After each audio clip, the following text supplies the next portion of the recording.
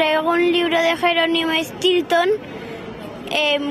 que a mí me gustó mucho. Yo traigo la Quinta Julieta, no lo conozco, pero bueno, es noticia bomba, pero bueno, pues no es a lo mejor lo que yo esperaba, pero yo creo que es lo de menos. Lo importante es recibir un libro y ponerte a leerlo y leerlo.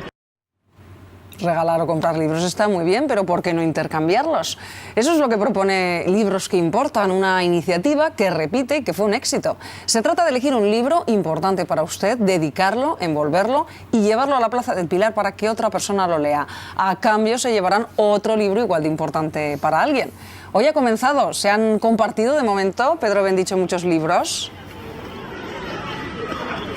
Pues sí, hoy el primer día y se han compartido más de 400 libros. El año pasado se compartieron 2.000 y habrá que esperar hasta el día 8 de enero cuando finalice la actividad para conocer la cifra final. Esta tarde veíamos aquí a niños y a no tan niños con sus libros favoritos, libros que contaban historias de aventuras, de amor, de ciencia ficción. Los traían aquí para intercambiarlos. Nos cuentan desde la organización que en esos intercambios había un libro de una persona que se había quedado invidente y traía para compartir el último libro que pudo leer con sus propios ojos.